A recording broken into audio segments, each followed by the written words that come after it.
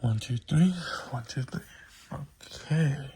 Well, this video, I know I said in the last video I was going to quickly record the Spartan version of this entire little series. So basically, this is a continuation from my last video, which was how to learn about classical Athens through the available ancient sources and a scholarly work I introduced in it.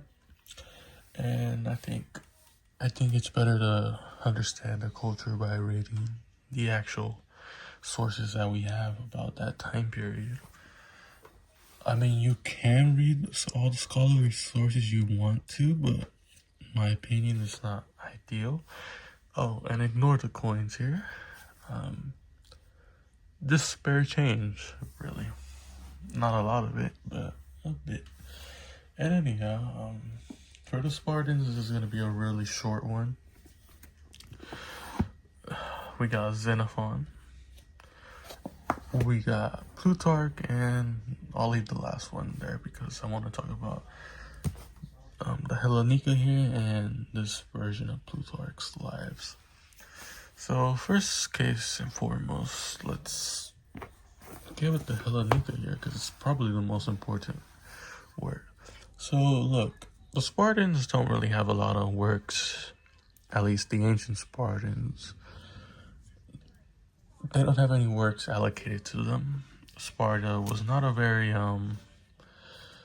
society like the ancient Athenians, who had their tragedies, their forms of comedy, and whatnot.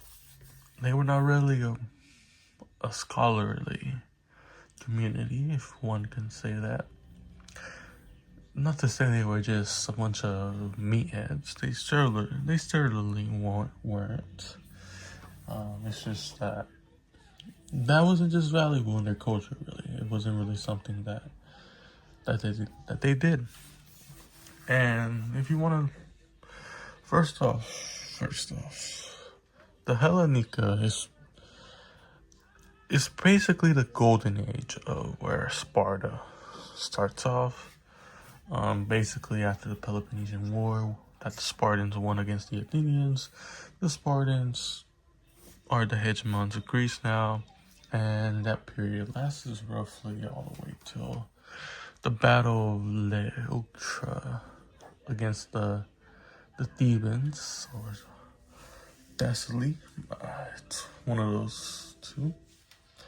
And that battle's roughly in 370 BC, so the Spartan hegemon was around 30 years or so, approximately. And the Hellenica gives us a really run through of how Sparta came to its golden age, who were the ones responsible for it, and whatnot. And first and foremost, we have to mention Agesilaus II, the greatest Spartan king of Sparta. It is not Leonidas. It's Agesilaus II, without a doubt. And we also have Lysander, a very important one. If you recall, he was in one of the editions of Plutarch's Lives that I introduced to you, which was in the Penguin Classics.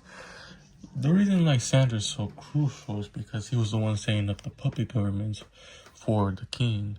And before Agesilaus II, because Archidamus was the one ruling before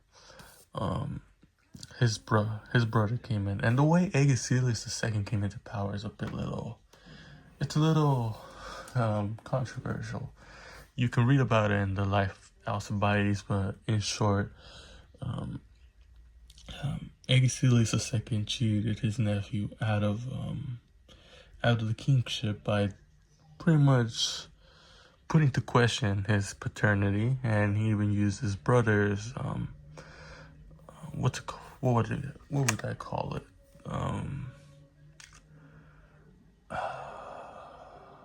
His brother's input about his son's paternity. And as it turned out, Archidamus did end up accepting his son as his legitimate son, but his brother was not really one who valued that, and so he pushed him aside. And the reason I mention Alcibiades is because, this kid likely was Alcibiades' son. If you read about Alcibiades, he's quite a character in history. What else? Lysander was also very crucial because, when Agesilaus II came into power, he quickly noticed how much power that Lysander had, and he wanted to curb that. So he basically removed him from all the important operations, basically reducing him to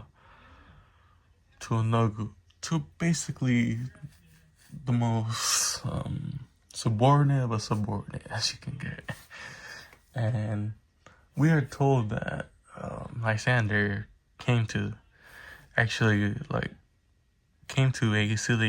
II and told him that, is this how you treat someone who has done you great favors? And Agesilaus II famously responded that, someone like you I have to be wary of and not let you get over your head. Because at that point, Lysander was more keen than Agesilaus II. Agesilaus II wanted to really establish himself like that. Agesilaus II also really groomed the other Spartan king. Sparta has two kings, by the way. They're from the Euripides, and they're basically descended from the twins of Hercules. And he does that, so he gains absolute power over the monarchy as a whole. The Spartan kingdom's not to be confused with the Roman consuls, even though it's a bit similar. I would argue it's not the same, and I would like to address that in the future, but we will focus on Greece right now, because I have no intention into getting into the Romans, because they have quite a bit of sources available, and it would take a long time. First off, let's finish Greece, because we still have to talk about Macedon, which I also have to still read 2 more books of before I can make a video about it. And in case you're wondering what video I'm talking, in case you're wondering what books I'm referring to the last 2 books I needed to read about, which were the Epitome of Gnaeus Pompeius by Justin, and this is another ancient source here, and it's probably gonna say a lot of the same thing as the other sources I have read that regard Alexander the Great. And it's still important though that I read it though, even though it might possibly say the same thing. But anyways, back to the Spartans. So the reason I mentioned this whole entire shift of power between Archidamus and how Agesilaus II got the throne, and how him and Lysander's relationship went a little bit south real quick. It's also important to mention that Lysander helped put Agesilaus II on the throne too. And of course, when Agesilaus II really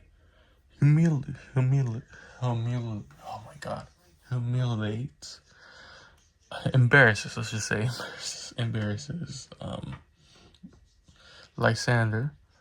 Lysander becomes a little bit resentful, as he should, and Lysander, at the end of his life, had written pretty much a manifesto per se, because Lysander was also had royal blood in him, but the way Sparta's royal family works is really that the current royal family is the one that matters. So imagine Lysander. You can imagine that Lysander likely descended from someone that was a king in Sparta's early history, but over time that family just was reduced back to the commons pretty much.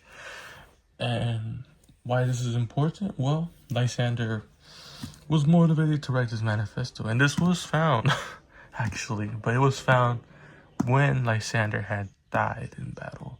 I believe he fell off his horse, and then a bunch of people just came in and speared him. That's what I think we're told in Hellenica here. And anyways, that happened, and eventually some people of high authority go into Lysander's house, likely trying to Lysander's dead at this point, but they go inside his house and they find these like writings of it, and Agesilaus II wanted to publish these and really just ruin Lysander's name, but the Spartan elders, the Gerousia, warned him against this because this might actually do the opposite and might increase his prestige even more and might cause a revolution within their system. And that's pretty much it between the relationship between those three characters of history. Now we got Plutarch and what you should read here. You're welcome to read the Aegeus and Cleomenes, but this is basically the 2nd or 3rd century, so they're not really too relevant to the Spartan Golden Age, but they're still very interesting characters to read about. Lycurgus is the main important thing you want to learn about Lycurgus, even though he's a bit more mythical than real. But it tells us a lot about Spartan culture and how we know the Spartans came to be. Like, our image of the Spartans is pretty much, you could thank it to the laws of Lycurgus, which they called it, or the Great Rhea. And the Spartan sayings are a pretty good thing to read if you want to. And a lot of quotes here are from appear in the movie 300 if you're really that a fan of that movie. I know a lot of people are, or that's how they know of ancient Greece and whatnot. My prop nearly fell there. But anyways, you should read the lives of Lysander, Lycurgus, and Agesilaus II, which is not in here.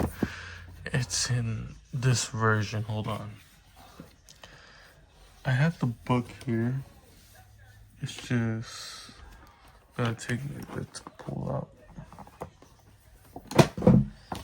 This is Plato here. This is something else. Okay, it's taking me a bit to find. Let's see. Is it this one? I hope. Yes, it is this one. So, I know this is the Age of Alexander, but this edition just has Agesilaus right here. So, also, I wouldn't say you should read the rest of these. You probably should wait until I get the Macedonia video out.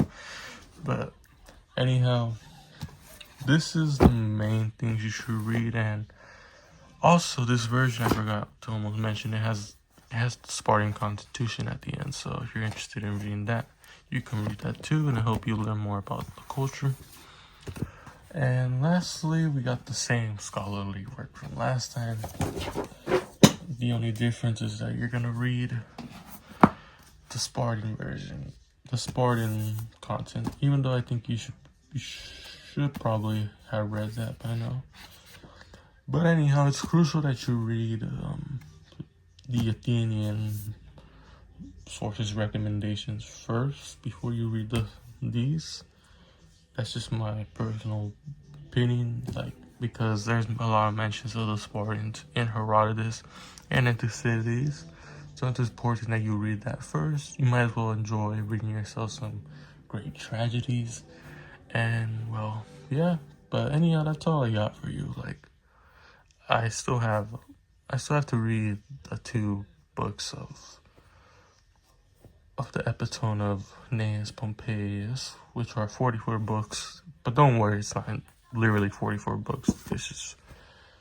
That's just how they do it. But anyhow, we'll end it here, and see you later.